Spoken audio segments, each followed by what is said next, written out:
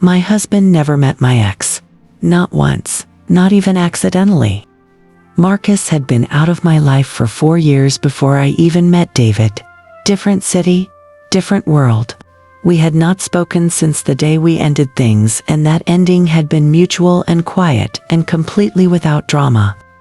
But David was convinced, absolutely convinced, that Marcus was the reason for everything that went wrong in our marriage.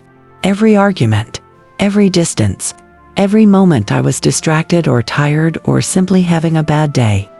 Marcus, a man my husband had never met, a man I had not spoken to in years, a ghost that David had built into something so large and so threatening that it eventually took up more space in our marriage than either of us did.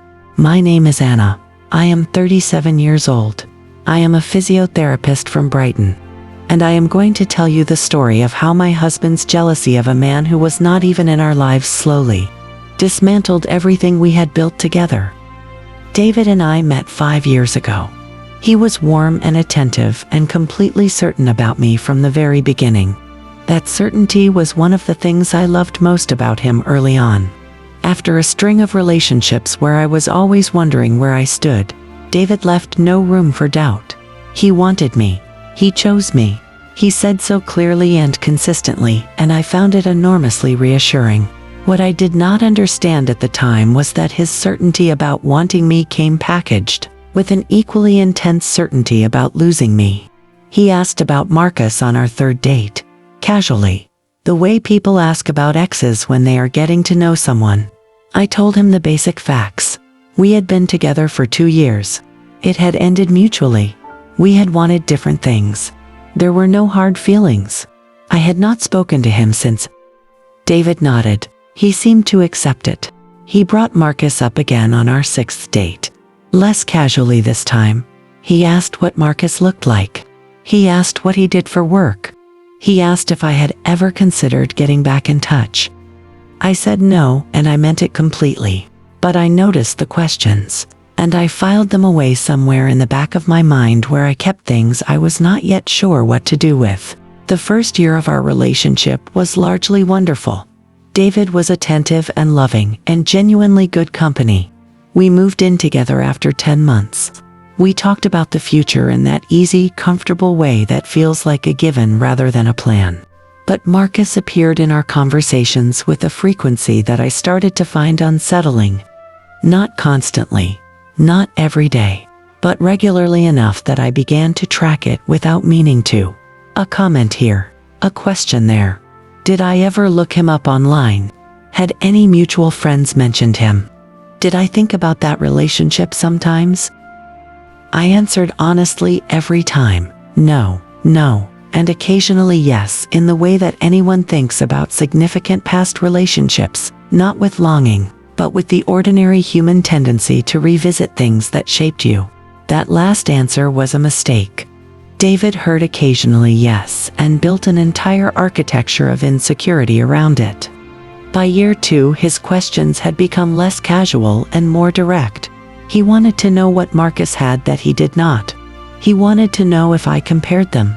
He started making comments about Marcus in arguments, bringing him in as evidence of something he could never quite articulate clearly, but clearly believed deeply.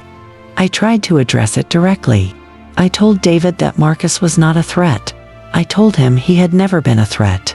I told him that the relationship was over years before I met David, and that I had chosen David clearly and completely, and that his jealousy was not based in anything real. He would agree in the moment. He would apologize. He would seem genuinely to understand. And then 3 weeks later, Marcus would appear in a conversation again. By year 3, I was exhausted. Not from loving David, but from constantly defending myself against a version of my past that existed only in his imagination. I had done nothing wrong. I had been faithful and honest and completely present in our marriage. But David's jealousy did not require evidence. It fed on itself. The less I gave it to work with, the more creative it became. He started checking my phone. Not dramatically, he was careful about it. But I noticed the way he would pick it up when I left the room. The way he would ask about messages I had received. The way he would go quiet after I had been on my phone, and then make a comment that only made sense if he had seen something. I confronted him about it. He denied it. I knew he was lying, and that more than the jealousy itself was the moment things started to become irreparable. Because jealousy I could work with. Jealousy I could address and reassure, and slowly chip away at over time, if both people were trying. But being lied to about the jealousy, being treated as a suspect in my own marriage, being monitored quietly by the person who claimed to trust me, that I could not work with. I suggested couples therapy in month 38 of our marriage. David agreed reluctantly. We went for 4 months. It helped temporarily. Our therapist was good at identifying the pattern. David's insecurity had roots that had nothing to do with me or Marcus. It came from somewhere earlier. Somewhere that had taught him that the people he loved would eventually prefer someone else. I understood that intellectually. I felt genuine compassion for it. But understanding why someone hurts you does not mean you can live inside the hurt indefinitely. I asked David for a separation in month 42. He was devastated. He said he would change. He said therapy had helped and he would keep going. He said he knew that jealousy was not rational and he was working on it. I believed him. I gave it 6 more months. In month 48, I found he had searched Marcus online 14 times in a single week. I know because he had used our shared laptop and forgotten to clear the history. 14 times. A man he had never met. A man who had been out of my life for 9 years by that point.